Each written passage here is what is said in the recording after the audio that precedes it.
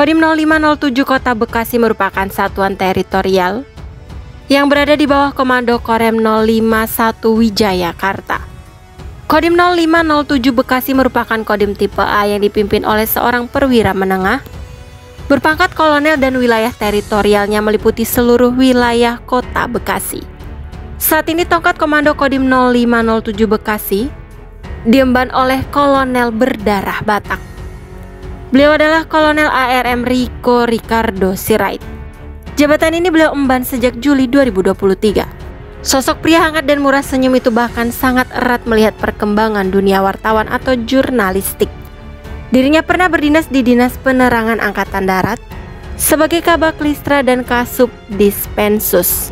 Di satuan inilah beliau sangat mencermati bidang penerangan militer, kehumasan, termasuk media handling.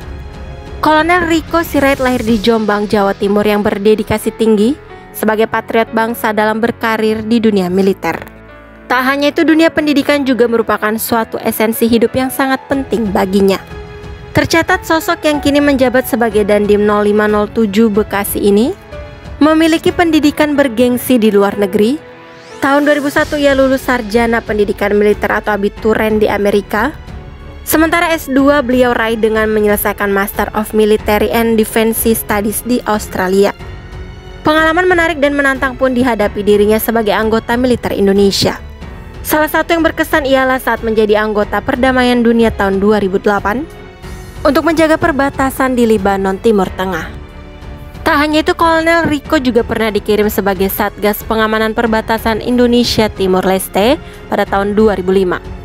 Selanjutnya pernah memimpin Kodim 0623 Cilegon dan Kepala Staf Komando Resor Militer atau Korem 182 Jazira Onim di Fakfak, Papua Barat pada tahun 2021.